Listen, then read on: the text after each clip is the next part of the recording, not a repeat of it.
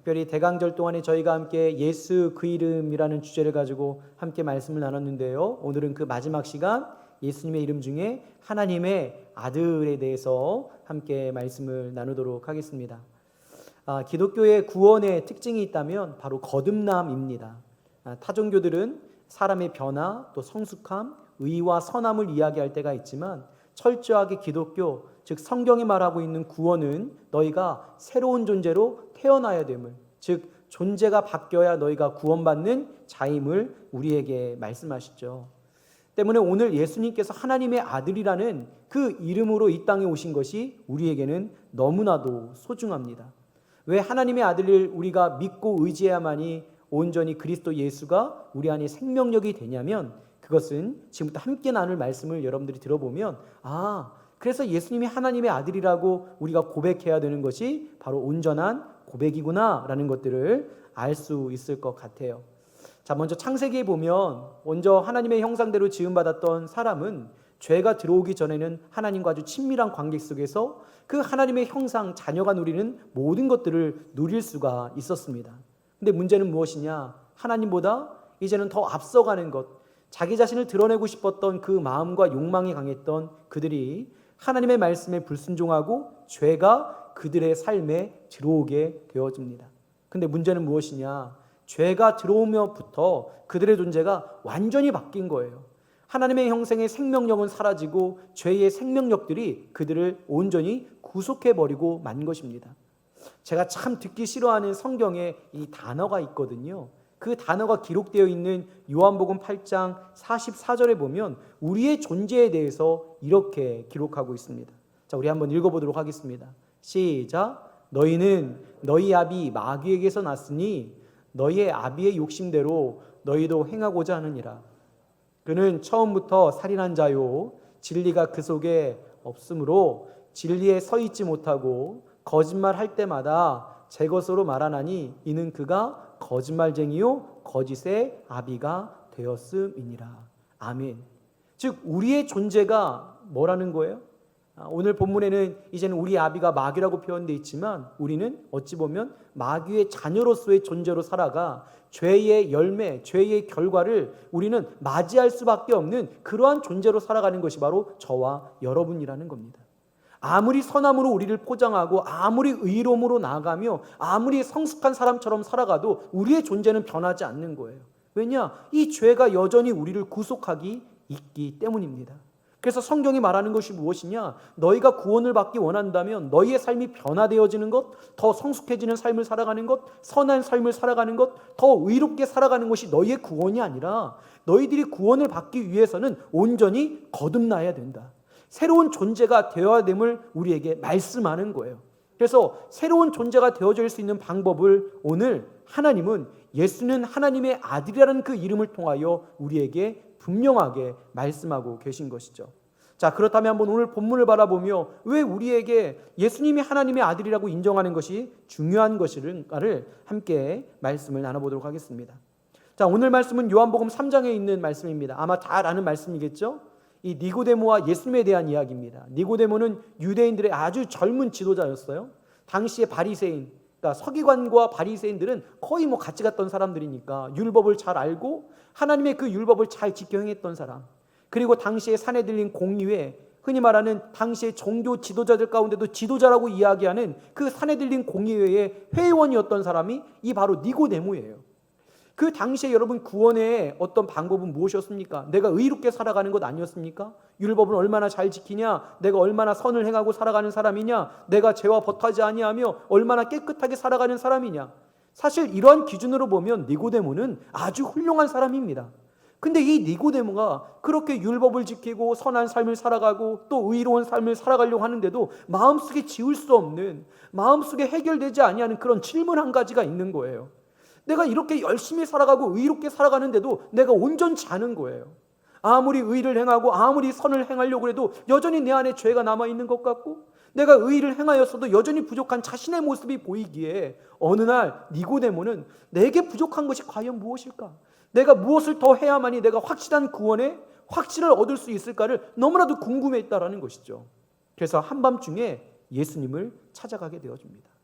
그리고 이 오늘 성경에 보니까 예수님을 선생이여라고 부릅니다. 랍비라고 부르죠. 한마디로 말하면 어떠한 순간에 내가 무엇을 잊고 있는 것이 있다면 내가 행할 것, 내가 완전하게 의로운 사람, 선한 사람으로 살아갈 수 있는 그 방법을 좀 나에게 알려달라고 지금 예수님을 찾아간 겁니다. 그렇게 의로웠던 니고데모까지도 아무리 율법으로 살아가도, 아무리 선한 가면을 쓰고 살아가도, 아무리 의로운 자라고 사람들이 칭송을 받아도, 아무리 말씀을 잘 알아도, 아무리 내가 하나님과 동행하는 삶을 산다라고 생각해도 여전히 그의 마음속에 지울 수 없는 질문 한 가지, 과연 나는 완전한가? 나는 과연 구원을 받을 수 있는가? 그 질문을 가지고 내게 부족한 것이 무엇인지를 예수님께 물으러 나아간 거예요. 여러분, 당시에 선생이라고 불렸던 랍비들은요, 적어도 40세 이상 되는 사람들을 랍비라고 불렀고 정규적인 과정을 거쳐야 랍비라고 명명이 됐거든요. 근데 30대였던 예수님에게 랍비라고 한 것은 정말로 그가 궁금해서 간 거예요. 도대체 내게 부족한 것이 무엇이냐고, 내가 더 잘 살아가야 되는 것이 무엇이냐고 예수님께 묻고 있는데, 니고데모는 거기서 전혀 예상하지 못했던 예수님의 답변을 듣게 됩니다. 얼마나 내가 더 변화되어야 됩니까? 얼마나 내가 더 온전해져야 됩니까? 내가 얼마나 더 선해야 됩니까? 내가 얼마나 더 율법을 잘 지켜야 됩니까? 그러한 질문을 가지고 예수님께 나아갔는데 예수님은 전혀 다른 해답을 내어놓고 계신 거예요. 그 해답이 뭡니까? 요한복음 3장 3절 말씀 아닙니까? 자, 이렇게 기록되어 있죠. 요한복음 3장 3절에 있는 말씀은 예수께서 대답하여 이르시되 진실로 진실로 내게 이르노니 뭐라고 기록되어 있죠? 사람이 거듭나지 아니하면 하나님 나라를 볼 수 없느니라. 변화가 아니라는 겁니다. 이 땅에 그리스도요, 또 하나님의 아들로 오신 예수님께서 그에게 말씀하는 것은 너희의 구원의 방법은 변화가 아니다. 너희가 얼마나 잘 살았느냐, 너희가 얼마나 선을 행했느냐, 너희가 얼마나 의로우냐, 너희가 얼마나 율법을 잘 알고 율법을 지켰느냐, 그것이 문제가 아니다. 너희가 아무리 성숙해져도, 너희가 아무리 온전해져도 그것은 구원의 방법이 아니다 라고 말씀하시며 그에게 지금 전혀 그가 듣지 못했던 너희가 거듭나야만이 너희가 하나님 나라를 볼 수 있을 것이다. 완전한 존재로 변화되지 않고는, 완전한 존재로 다시 태어나지 않고는 우리는 구원을 받을 수 없다고 예수님께서 니고데모에게 말씀하는 거예요. 여러분, 이것이 얼마나 그에게는 큰 충격이었을까요? 왜냐, 당시에 많은 사람들은 내가 의롭게 살아가면 구원을 받을 수 있다고 여겼거든요. 그러니까 예수님께서 2000년 전에 그 유대의 그 땅에 태어나셔서 더 나아가 그들에게 말씀을 증거하시며 나는 하나님의 아들이라 라고 계속적으로 선포하시는데 그 의미를 알지 못했던 거예요. 왜 예수님께서 하나님의 아들이라고 말씀하는가? 그들은 오해했죠. 아, 저 예수라는 자가 하나님을 지칭해서 자기가 하나님처럼 우리에게 섬김을 받으려고 하는구나. 그래서 예수님을 여러분 흔히 말하는 신성 모독죄로 십자가에 못 박은 것 아닙니까? 근데 예수님께서 정말로 하나님의 아들이라고 계속적으로 진리를 선포하시는 것이 그들보다 높은 자임을 이야기하는 것이 아니라 우리의 구원의 문제는 변화가 아니라 거듭나야 되기 때문이라는 거예요. 근데 이 말씀을 이해를 못하는 거예요.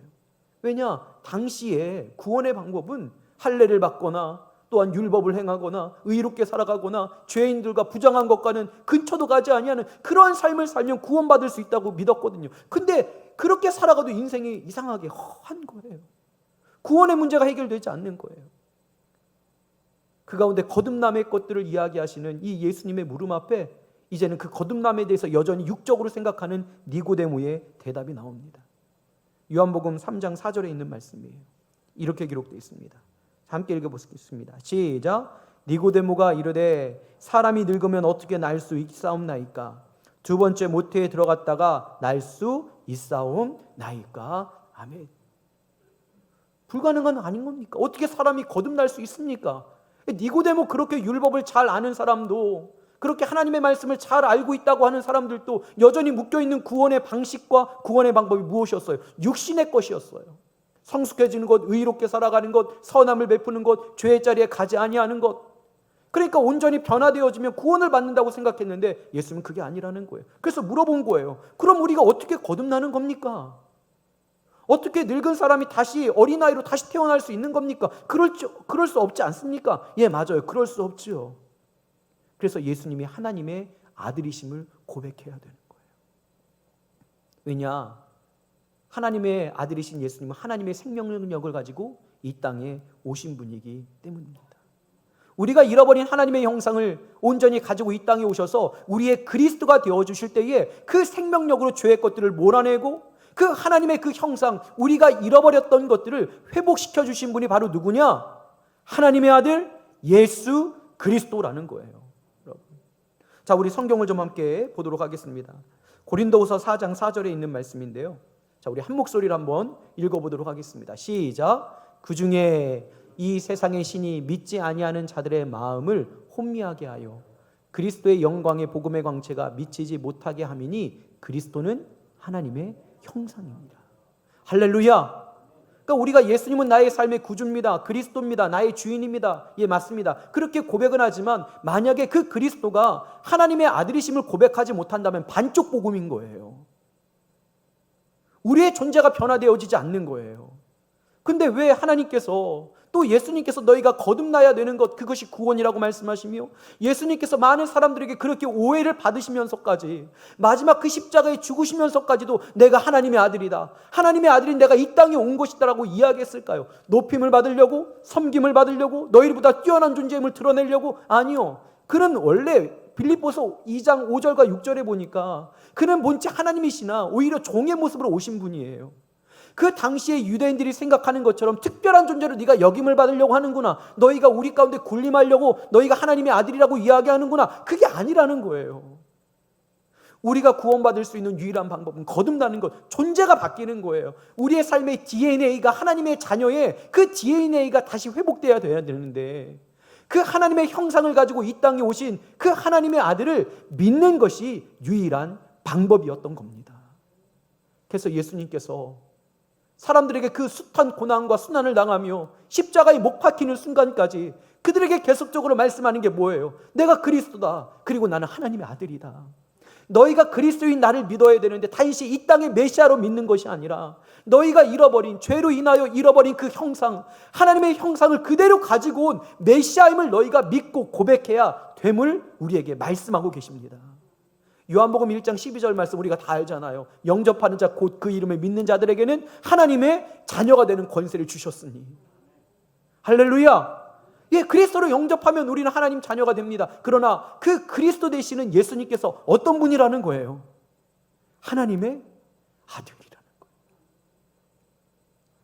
섬김을 받기 위하여, 군림하기 위하여 높은 자임을 자랑하려고 하는 것이 아니라 그것을 인정하지 않으면 내가 너희의 그리스도라고 이야기하여도 너희에게는 생명력이 없는 거예요. 왜냐, 하나님은 예수님을 통해서 우리가 잃어버린 하나님의 그 형상 본연의 것들을 다시 허락해 주셨거든요. 그래서 그 하나님이 우리의 삶에 온전히 그리스도 되시는 그 예수님이 하나님의 아들이심을 믿고 우리 안에 메시아요 주로 섬기게 되어지면 우리 안에 죄의 생명력들은 다 십자가에 못 박은 예수님의 능력으로 사라지게 되어지고 그 하나님의 형상의 생명력이 우리 가운데 주인이 되어질 줄 믿습니다. 골로새서 1장 15절 말씀은 이 말씀을 또 이렇게 기록하고 있죠. 그는 보이지 아니하는 하나님의 형상이시요 모든 피조물보다 먼저 나심이시라. 히브리서 1장 3절에 있는 말씀은 또 이렇게 기록되어 있어요. 이는 하나님의 영광의 광채시요 그 본체의 형상이시라. 아멘. 그러니까 베드로의 고백이 대단했던 거예요. 당시에 많은 사람들은 어떻게 내가 더 선한 사람이 되고 의로운 사람이 되어지고 율법을 잘 지켜서 구원을 받을까, 그렇게 고민하고 있었는데 한 번도 그 누구도 고백하지 못했던 놀라운 것들을 고백하는 거예요. 뭐냐? 주는 그리스도십니다. 여기까지는 모든 사람들도 고백할 수 있어요. 당신은 나의 메시아입니다. 당신은 나의 주이십니다. 내가 따라가야 될 주인입니다. 근데 더 놀라운 것은 이거였어요. 주는 그리스도십니다. 살아계신 하나님의 아들입니다. 그러니까 예수님께서 여러분 베드로에게 뭐라고 말씀하셨습니까? 야, 바요나 시므나, 이것을 너에게 알게 한 이는 혈육이 아니다. 혈육으로는 알 수 없는 거예요. 육신적인 생각을 가지고 있는 사람은 알 수 없었던 거예요. 이것을 알게 한 이가 누구예요? 하늘에 계신 아버지가 너에게 알게 하신 것이다. 우리는 어떠한 의로움으로 구원받는 자가 아닙니다. 우리는 하나님의 아들이신 예수님을 그리스도로 섬길 때 구원받는 자임을 믿습니다. 그래서 이 고백이 너무나도 귀한 거예요. 우리가 꼭 날마다 고백해야 되는 것, 주는 그리스도십니다. 근데 그분이 어떤 분이냐? 하나님의 아들이십니다. 우리가 죄로 인하여 잃어버렸던 하나님의 형상. 그래서 아무리 우리가 선을 가지고 살아도, 의롭게 살아도, 우리가 아무리 율법을 잘 지키며 사람들에게 칭송받는 자가 되어도, 여러분, 우리의 존재가 여전히 죄에 속해 있는, 죄의 DNA를 갖고 있게 되어지면 우리는 사망의 가운데 속할 수밖에 없는 존재라는 거예요. 그러나 우리가 때로는 모자르고 부족해도 내 안에 하나님의 아들 되신 예수가 그리스도가 되시면 그의 생명이 나를 하나님께로 인도할 줄 믿습니다. 그래서 거듭남을 이야기하는 거. 거듭남. 그래서 우리가 이제는 다 고백하잖아요. 이제 내 안에 살아가시는 것은 그리스도시고, 더 나아가 내가 온전히 내 믿음 가운데 살아가는 것, 그 믿음이 무엇이냐? 하나님의 아들을 믿는 믿음 안에서 사는 것이다. 여러분, 이때부터는 우리가 인생이 달라져야 됩니다. 아, 나의 존재가 하나님의 자녀이구나. 제가 대학 때도 이제 가장 좋아했던 성경 구절이 갈라디아서 2장 20절이었어요. 왜냐? 이 성경 구절을 읽으면 왠지 모르게 그래, 나는 구원받은 사람이다. 근데 어느 순간부터 이 성경 구절이 구원받음이 아니라 내가 어떻게 살아가야 되는 존재이구나. 이것을 저에게 분명하게 가르쳐주는 저의 가장 중요한 하나님의 말씀이 되었어요. 자, 갈라디아서 2장 20절에 있는 말씀을 한번 읽어볼까요? 자, 내가 그리스도와 함께 십자가에 못 박혔나니 그런즉 이제는 내가 사는 것이 아니요 오직 내 안에 누가요? 그리스도께서 사시는 것이라. 이제 내가 육체 가운데 사는 것은 나를 사랑하사 나를 위하여 자기 자신을 버리신 누구를 믿는 믿음? 하나님의 아들을 믿는 믿음 안에서 사는 것이라. 자, 먼저 볼까요? 내가 그리스도와 함께 십자가에 못 박혔어요. 나의 모든 것들이 이제 끝났어요. 죄에 대한 것들. 그러면 내 안에 누가 사셔야 되는 거예요? 그리스도. 이것은 무엇이냐? 예수님께서 이 땅에 그리스도로 오실 때 우리에게 행하셨던 그 사역을 우리도 동일하게 살아내야 되는 겁니다. 은혜 받은 자로서 이제는 그 은혜의 삶을 당연히 살아가야 되는 것이 바로 저와 여러분의 삶이라는 거죠. 왕의 권세를 가지고 이 땅에 그리스도로 오신 예수님처럼 구제하고 격려하고 위로하고 다른 사람들을 살려내기 위해 살아야 되는 것이 바로 저와 여러분의 삶입니다. 여러분, 그러한 삶을 살기를 간절히 소망합니다.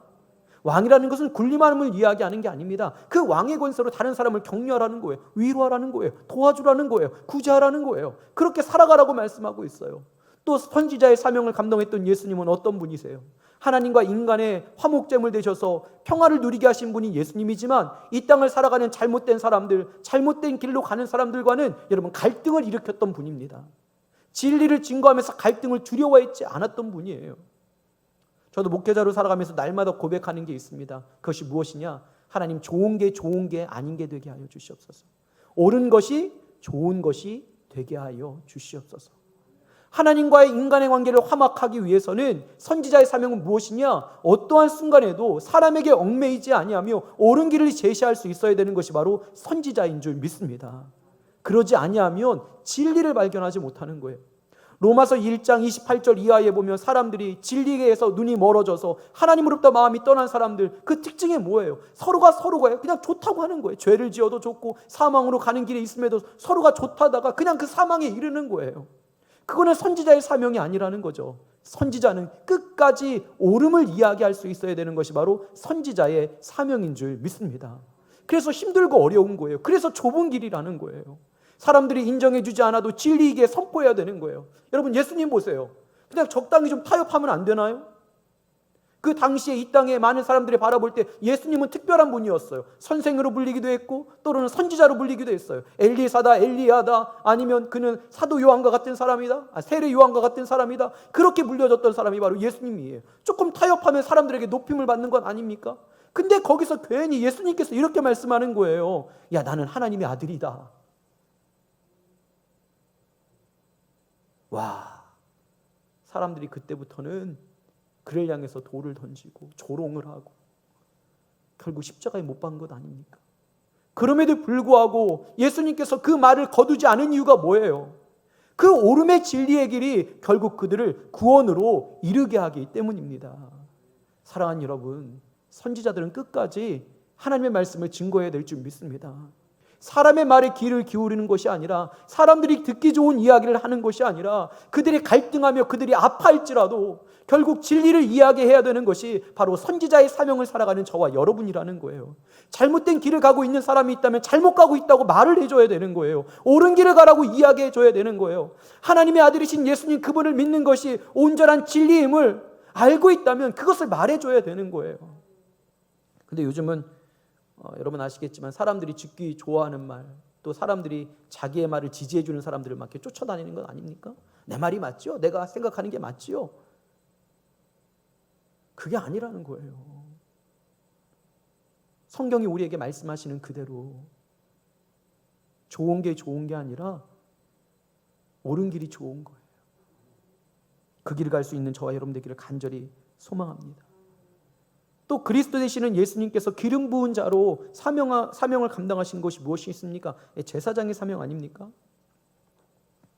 여러분 제사장의 사명은 뭡니까? 가슴으로 이제 모든 백성들을 가슴에 품고 하나님께 나아가는 것 아니에요? 근데 그 중에는 죄가 있는 사람도 있고 나의 마음을 아프게 한 사람이 있고 나를 힘들게 한 사람도 있어요. 그럼에도 불구하고 제사장들은 그들을 가슴에 품고 하나님께 나아가는 거예요. 그래서 그들이 하나님과의 관계가 가까워지고 그들이 화평을 누리기를 원하는 것이 바로 제사장의 사명인 줄 믿습니다. 여러분 그리스도 예수님의 목적은 무엇이냐? 사람을 살리는 데 있는 거예요. 아멘. 내가 그리스도 예수님을 믿는데 이상하게 나의 사명 가운데 나의 삶 가운데 자꾸 사람들이 죽어가. 이것은 그리스도가 내 안에 사는 게 아니에요. 여러분 나를 조롱하는 사람이라 할지라도 나를 미워하는 사람이라 할지라도 나를 좋아하는 사람이 있을지라도 그거와 상관없이 그리스도 예수님은 그 모든 사람들을 가슴에 품고 십자가에서 그를 위해 죽으신 분이에요. 마지막 순간까지 저들의 죄를 사해달라고 말씀하신 분이에요. 그런 그리스도가 우리 안에 사신다면 우리의 삶의 목적은 어떻게 되어야 될까요? 사람을 죽이는 것이 목적입니까? 아니면 사람을 살리는 것이 목적입니까? 사람을 살리는 것이 목적이라는 거예요. 내가 힘들고 좀 어려워도 내가 고난을 당하여도 그들을 가슴에 품고 나아가서 하나님 저 사람이 좀 살아나야 됩니다. 저 사람이 하나님의 관계가 좀 회복돼야 됩니다. 저 사람이 좀 옳은 관계를 가야 됩니다. 하나님 저들의 죄를 사하여 주시옵시고 제가 끝까지 그들을 가슴에 품고 하나님께로 나아갈 수 있는 힘을 주시옵소서. 그게 그리스도가 내 안에 살아가는 사람들의 모습인 줄 믿습니다. 너희가 그렇게 살아가라는 거예요. 너희 모든 것들을 그리스도와 함께 십자가에 못 박았으니 이제는 네가 살아가는 것은 내 안에 그리스도께서 사시는 것이라. 그러니까 우리의 목적이 신앙생활을 하는데 내가 사람을 죽이고 있다면 그건 큰 문제인 거예요. 그리스도 예수 때문에 내가 구원은 받았지만 구원받지 못한 자의 삶처럼 살아가고 있는 거예요. 여러분 사도 바울도 얼마나 힘들고 어려웠을까요? 그럼에도 불구하고 이렇게 이야기하는 거예요. 내 안에 그리스도께서 사시는 것이다. 끝까지 그 영혼들을 가슴으로 품고 나가는 겁니다. 이것이 바로 예수님과 함께 살아가는 사람들의 모습 아닐까요? 혹여나 우리의 삶에 누군가를 폄하하고 정죄하고 비반하고 죽이는 삶이 있다면 여러분 우리는 온전히 예수님과 연합하여 살아가는 게 아닙니다. 예수님과 연합한다는 것은 나와 예수님이 있다는 게 아니라 내 안에 예수님만이 계시다는 거예요. 나는 십자가에 못 박힌 자예요. 이제 내 안에 사시는 분은 오전히 그리스도 예수밖에 없는 거예요. 그분의 목적대로 살아가야 되는 것이 바로 이제 우리의 신분이자 우리의 존재라는 겁니다. 자, 그리고 또 말씀하는 게 뭡니까? 하나님의 아들을 믿는 믿음 안에서 사는 것이라. 우리의 존재가 이제는 하나님의 자녀라는 거예요. 여러분 하나님의 자녀, 하늘의 보좌를 누릴 수 있는 하나님의 자녀, 그답게 살아가라는 겁니다. 야, 너희는 이 땅에 그냥 살다가 육신의 죽음을 맞이하면 그냥 끝나는 인생이 아니라 너희는 여러분 영원한 하나님 나라 보좌, 예수님 하나님의 우편에 앉아 계신 그 예수님의 그 보좌에 앉힐 수 있는, 또 앉을 수 있는 존재가 바로 저와 여러분이라는 거예요. 그래서 하나님의 아들을 믿는 그 믿음, 너희의 존재가 이제는 세상에 있지 아니하고 너희가 거룩한 하나님의 자녀임을 알고 자녀답게 살아가기를 우리에게 말씀하는 분이 바로 예수님이신 줄 믿습니다. 그렇게 살아가야 되는 거예요. 우리의 인생이 하나님의 자녀답게. 여러분 우리가 이제 임원공천을 해서 집사님, 권사님, 장로님을 이렇게 당에다 청구하지 않습니까? 청구하는 이유가 뭐예요? 그렇게 살아가라는 건 아니에요? 집사님은 집사님답게, 권사님은 권사님답게, 장로님은 장로님답게, 목사님은 목사답게, 성도들은 성도답게 살아가라는 건 아닙니까? 오늘 우리에게 말씀하시는 바가 그거 아니에요? 하나님의 아들을 믿는 믿음 안에서 살아가라. 너희의 생명력 이제는 세상에 있지 아니하고 하나님의 형상 그것을 회복한 하나님의 자녀라는 거예요. 그 자녀답게 좀 살라고 우리에게 말씀하고 계신 겁니다. 여러분, 우리는 하나님의 은혜만을 이야기합니다. 그리스도 예수 또 하나님의 아들을 믿는 그 믿음이 우리를 구원했다. 예, 맞습니다. 그런데 그 이후의 것들도 분명히 우리에게 말씀하시고 명령하셨어요. 자, 우리가 한번 마태복음 16장에 있는 말씀을 통해 다시 한번 볼까요? 우리가 맡긴 사명이 어떤 건지. 16장 15절부터 19절까지의 말씀을 제가 한번 읽어드리겠습니다. 이르되 너희는 나를 누구라 하느냐? 시몬 베드로가 대답하여 이르되 주는 그리스도시요 살아계신 하나님의 아들이시니이다. 예수께서 대답하여 이르시되 바요나 시몬아 내가 복이 있도다. 이를 알게 한 이는 혈육이 아니요 하늘에 계신데 아버지시시라. 또 내가 너에게 이르노니 너는 베드로라. 내가 이 반석 위에 교회를 세우리니 음부의 권세가 이기지 못하리라. 그러니까 여러분들, 우리가 예수님을 그리스도십니다, 하나님의 아들이십니다라고 믿는 그 믿음이 있으면 여러분, 세상에 어떤 것도 우리를 흔들 수가 없다는 거예요. 확실한 믿음의 고백이라는 거죠. 근데 한 가지가 더 있어요. 이게 우리에게 주신 구원의 은혜예요. 그러나 그 다음 말씀은 이렇게 기록되어 있어요. 천국 열쇠를 내게 준다고 되어 있어요. 사명을 맡기신 거예요. 사명을. 그냥 그리스도 예수 하나님의 아들이신 그리스도를 나의 삶의 온전한 주인으로 섬겨 구원받는 것, 그것을 끝내는 것이 아니라 너희가 이 땅을 살아갈 때 내가 천국 열쇠를 내게 맡길 것이다. 맡긴다는 건 뭐예요? 나중에 도로 찾으러 오신다는 거거든요. 묻겠다라는 거거든요. 그러니까 우리는 하나님의 아들이신 그리스도, 그분을 통해 구원받은 자라면 이제는 그 신분에 합당한 삶을 살아가고, 특별히 내 안에 그리스도께서 사신다라고 고백하는 사람들은 여러분, 한 영혼을 죽이는 자가 아니라 한 영혼을 어떻게 해서라도 살려나는 자가 되어야 될 줄 믿습니다. 그게 믿음의 삶이라는 거예요.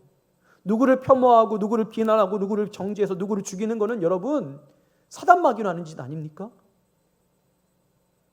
예수님께서 누구를 죽이셨나요? 누구를 살리시기 위하여 끝까지 자기가 죽음을 감당하신 것 아닙니까? 테텔레스타이, 스데반은요, 마지막 복음을 증거하며 사람들에게 돌에 만져 죽는 그 순간에도 저들을 좀 불쌍히 여겨달라고, 저들에게 이 죄를 돌리지 좀 말아달라고. 그러니까 그리스도 예수를 믿는 믿음 안에 살아가는 그리스도인들은 사람을 살려내기 위해 살아야 되는 믿음의 사람인 줄 믿습니다. 우리에게 천국 열쇠가 맡겨진 거예요. 이거에 대한 물음은 훗날 하나님께서 우리의 삶을 결산하실 때 분명히 우리에게 물으실 줄 믿습니다. 거기서 부족하게 살아가지 아니하는 자가 바로 저 여러분이에요. 우리가 그동안 너무나도 잊고 있었던 것, 우리에게 구원을 주시는 예수님에 대해서는 너무나도 잘 알았지만 우리에게 사명을 맡기신 예수님에 대해서는 거론하진 않았어요. 왜냐? 그가 다시 오시는 날에 분명히 우리에게 물으실 텐데. 그러니까 삶이 여전히 구원은 받았는데 구원받기 이전의 삶과 별반 다름이 없는 거예요. 신앙생활하면서도 그냥 다른 사람들을 죽이는 것을 아무렇지도 않게 생각합니다. 말로 사람을 죽이고 행동으로 사람을 죽이고 실족해하고, 성경에 분명히 아주 지극히 작은 자다를 실족시키는 것이 얼마나 무서운 죄인지가 성경에 기록되고 있는데 그것은 언급하지도 않아요. 심하게 그냥 나가라라고 하는 말, 미련하다, 멍청하다, 그래가지고 그 사람의 심령에 큰 아픔을 주는 것이 살인이라까지도 성경이 있는데도 그거는 그냥 개의치 않아요. 그냥 그리스도 예수 하나님의 아들, 그분이 나를 구원하셨다, 여기서 끝나는 거예요. 아니요. 갈라디아서 2장 20절 말씀, 또 성경의 많은 부분들은 그러한 존재로 너희가 변화되었다면 이제는 그렇게 살아가라 우리에게 명령하고 계신 겁니다.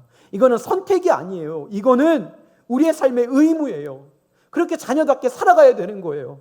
그래서 때로는 세상이 우리를 모른다 할지라도 그 모름에 있어서도 우리가 그 끝까지의 길을 가게 되어지면 세상이 알 수 없는 그 하나님의 영광이 우리에게 드러날 때가 있을 줄 믿습니다.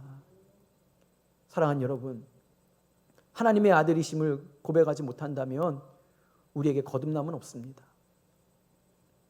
그래서 그분이 하나님의 아들로 이 땅에 오셨고 우리에게 계속적으로 말씀하는 거예요. 내가 하나님의 아들이라고.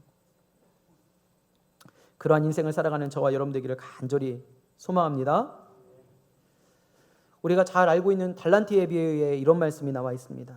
마태복음 25장 25절부터 28절까지 보니까 이제는 사명을 맡은 자들에게 무엇을 요구하시는지, 주인이 종들에게 달란트를 맡기고 그 후에 오셔서 어떠한 것을 요구하시는지, 특별히 한 달란트 땅에 묻어두었다가 주인이 오니까 그대로 내어주었던 사람에게 악하고 게으른 종이라 라고 말씀하시면서 이렇게 말씀하시죠. 25절부터 28절입니다. 두려워하여 나아가서 당신의 달란트를 땅에 감추어 두었나이다. 보소서, 당신의 것을 가지셨나이다. 그 주인이 대답하여 이르되 악하고 게으른 종아, 나는 심지 않은 데서 거두고 해치지 않은 데서 모으는 줄로 내가 알았느냐?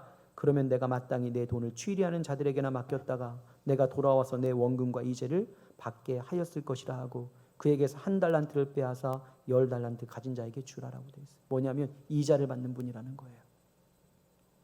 원금과 이자를 받는 분이다. 은혜의 삶을 우리에게 허락하셨다면 너희도 은혜의 삶을 살아가라는 겁니다. 그러한 삶을 살아갈 수 있는 저와 여러분 되기를 간절히 소망합니다. 말씀을 마무리할까요? 골로새서 3장 1절부터 4절에 있는 말씀에 이렇게 기록되어 있습니다. 그러므로 너희가 그리스도와 함께 다시 살리심을 받았으며, 너희가 그리스도와 함께 다시 살리심을 받았으며, 그리스도가 어떤 분이에요? 하나님의 아들이 아닙니까? 그래서 너희 안에 생명력이 살아났다면 자, 너희가 이렇게 살아야 된다. 이제는 위의 것을 찾으라. 거기는 그리스도 하나님 우편에 앉아 계시는 보좌가 있는 곳이다. 그거 바라보며 살아가는 거예요, 우리 인생. 힘들고 어려워도.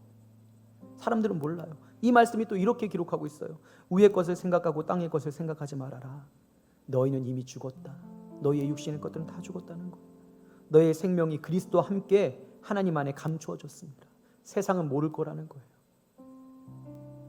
그러나 너희의 생명은 그리스도와 함께 있다. 그리고 여러분, 이 말씀이 저에게는 너무 좋아요. 우리 생명이신 그리스도께서 나타나실 그때에, 다시 오실 그때에 너희도 그와 함께 영광 중에 나타나리라. 세상은 몰라요. 그래도 믿음의 사람들은 이 길을 가는 거예요. 좁은 길 아닙니까? 힘든 길 아닙니까? 내가 죽어 사람을 살리는 것이 그렇게 쉽지만은 않습니다.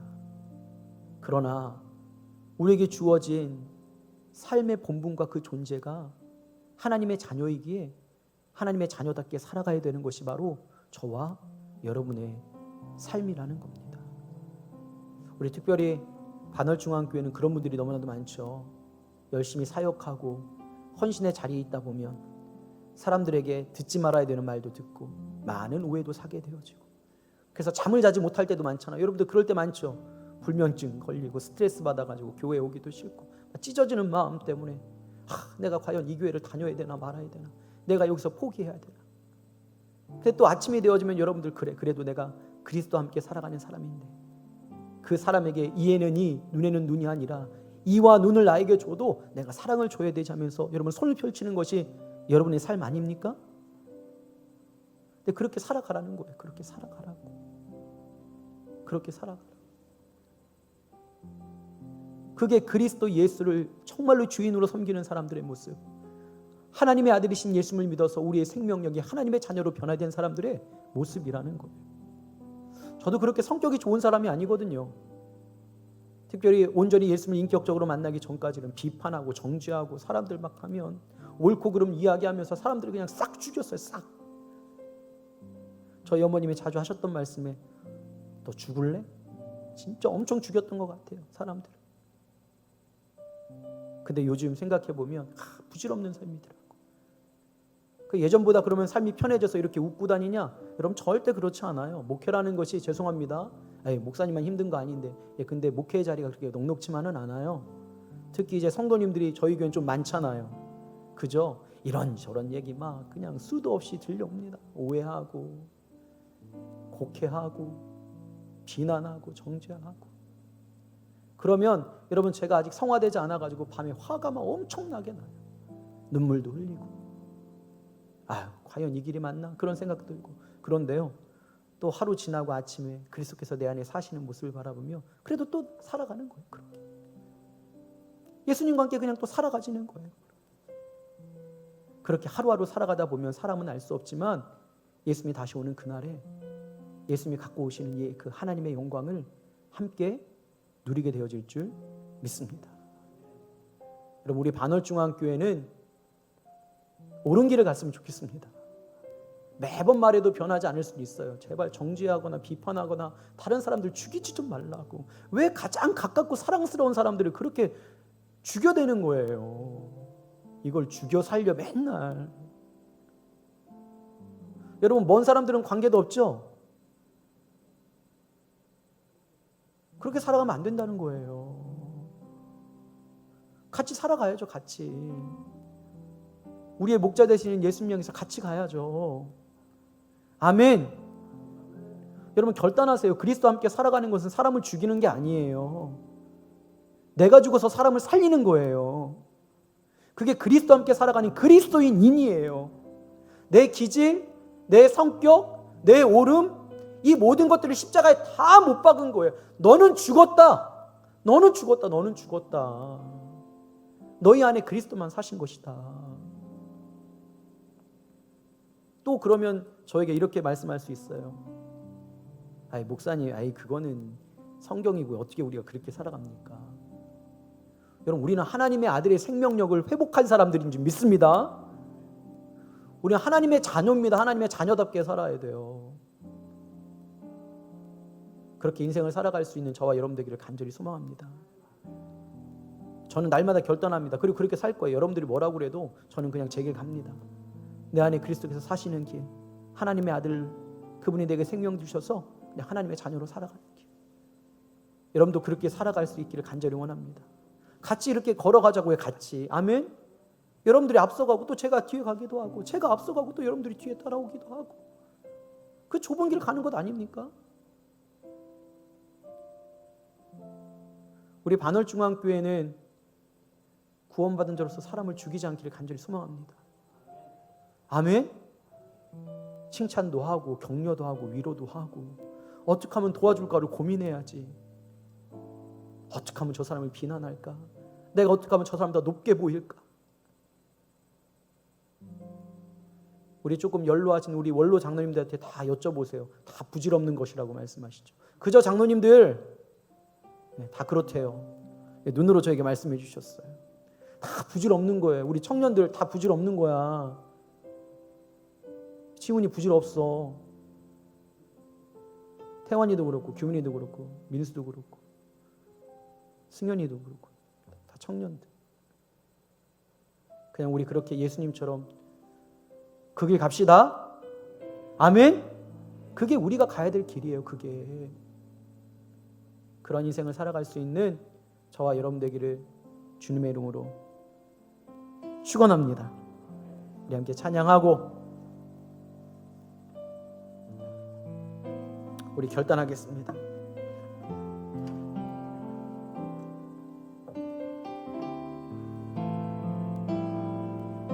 말씀 앞에서 경외함으로, 말씀 앞에서 경외함으로 주께 홀로 섭니다. 생명의 말씀 읽고 순종해 주를 예배합니다. 우리 다음 시간 고백합시다. 말씀 앞에서 경외함으로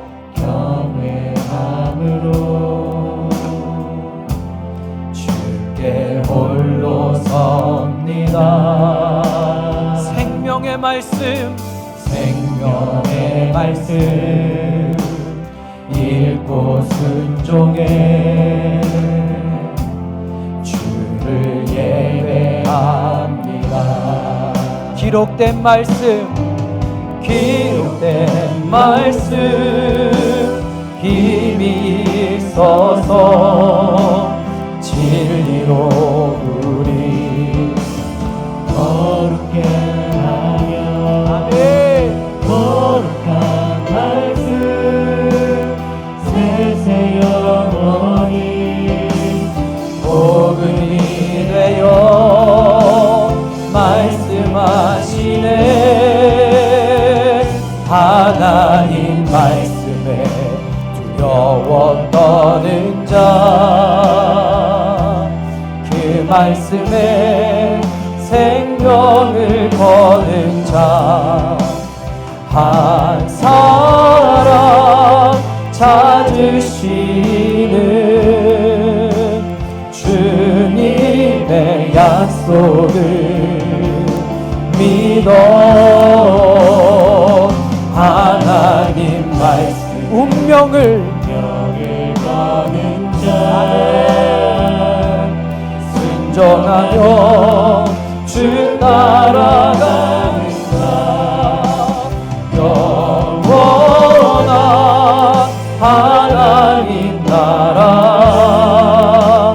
이뤄갈 주의 교회요 우리 다 함께 그 자리에서 일어나서 고백합시다. 말씀 앞에서 경외함으로 주께 홀로 섭니다. 생명의 말씀 읽고 순종해 주를 예배합니다. 예배합니다. 기록된 말씀 이미 있어서 지루우니 거룩해 하며 거룩한 말씀 세세 영원히 복음이 되어 말씀하시네. 하나님 말씀에 두려워 떠는 자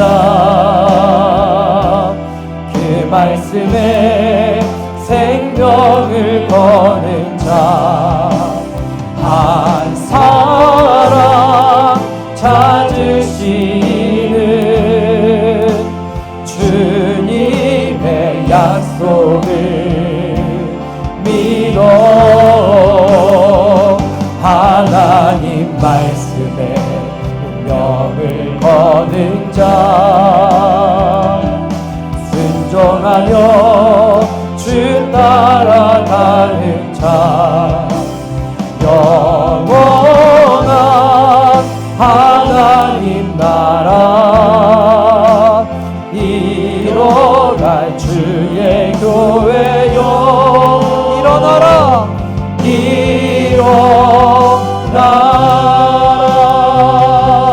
일어나라. 우리 한번 두 손을 가슴에 대고 기도하겠습니다. 사랑과 은혜가 충만하신 하나님, 예수님께서 하나님의 아들로 이 땅에 오셨기에 우리의 존재가 변화될 수 있음을 감사드립니다. 인간의 선함이나 의로움이나 완전함을 가지고 구원을 받을 수 없기에 우리 안에 모든 죄악의 것들을 다 멸하시고 하나님의 형상으로 이 땅에 오신 하나님의 아들 예수님께서 우리 안에 주인이 되었을 때 우리의 생명력이 약한 것이 아니라 선한 하나님의 것이 되게 하시니 감사합니다. 하나님, 내가 그리스도와 함께 십자가에 못 박혔습니다.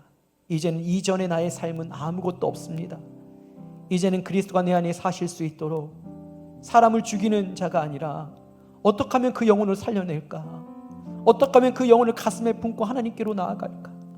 나에게 유익이 되는 사람이라 할지라도, 나에게 돌을 던지는 사람이라 할지라도, 나를 아프게 하는 사람이라 할지라도 하나님 그리스도 예수님처럼 끝까지 나의 생명을 다해 그를 하나님께로 인도할 수 있는 믿음의 사람들 되게 하여 주시옵소서. 힘들고 어려운 길입니다. 그래서 좁은 길이라고 말씀하셨죠. 제자들에게조차도 너희가 정말로 나를 따라오려느냐? 정말로 나를 따라오려느냐? 그렇게 그들에게 물으시며 너희가 내 자신을 부인해야만이 된단다고, 그리고 십자가를 져야만이 나를 따를 수 있다고 그 좁은 길을 말씀하셨던 것처럼 좁고 험한 길이지만 우리가 구원받았기에 한 영혼 한 영혼을 살려내는 데 있어서 나의 생명조차도 귀한 것으로 여기지 아니하는 우리 모두가 되게 하여 주시옵소서. 때로는 힘들고 어려워 잠 못 이루며 힘들고 어려워 모든 것들을 포기하고 싶은 그 순간에도 믿음 있게 다시 이겨내게 하시니 감사합니다.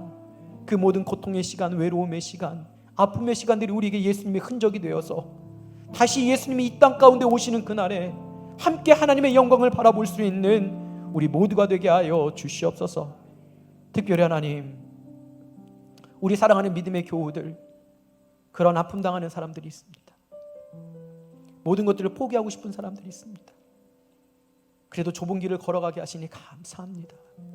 사람들이 알지 못하는 그 좁은 길에서 훗날 나를 맞이해 주신 예수님의 만남에서 모든 것들을 보상받고 씻음받을 수 있는 우리의 인생이 되게 하여 주시옵소서. 그러한 사람들에게 힘을 내게 하시고, 혹여나 우리 반월중앙교회에 은혜는 받았지만 여전히 애굽의 삶을 살아가는 자신의 의와 사람들의 마음을 아프게 하고 자신을 드러내기에 급급한 사람들이 있다면 하나님 오늘도 그들을 만나주셔서 그리스도가 사시는 인생으로 변화되어질 수 있는 은혜를 더하여 주시옵소서. 오늘도 귀한 예물 주 앞에 내어드립니다. 성탄절에 내어드리는 예물은 구제 사역 가운데 사용되어집니다. 나로 주신 은혜를 세상에 베풀 수 있는 넉넉함이 있게 하여 주셔서 물질이 아니라 향기로운 예물을 내어드리게 하여 주시옵시고, 그 예물을 통하여 하나님의 영광 드러나게 하여 주시옵소서. 힘들고 어려운 삶 가운데도 땀을 흘린 귀한 물질이 예물될 수 있는 믿음 주시고, 하나님께 내어드린 손길 위에 하늘의 복의 복을 더하여 주시옵소서. 지금은 우리를 권하신 예수 그리스도의 은혜와 하나님의 영원하신 사랑과 성령님의 내조 교통 충만하신 은혜가 이제는 이 땅을 살아가며 온전히 하나님의 아들이신 예수, 그분을 나의 삶의 그리스도로 섬겨 내 안에 있는 나의 모든 것들을 다 소멸하고 이제는 하나님의 생명력으로 살기를 결단하는 믿음의 사람들의 머리 위에와 그들의 가정과 직장과 사업터와 삶의 터전 위에 함께 하신 은혜가 있기를 간절히 축원하옵나이다. 아멘.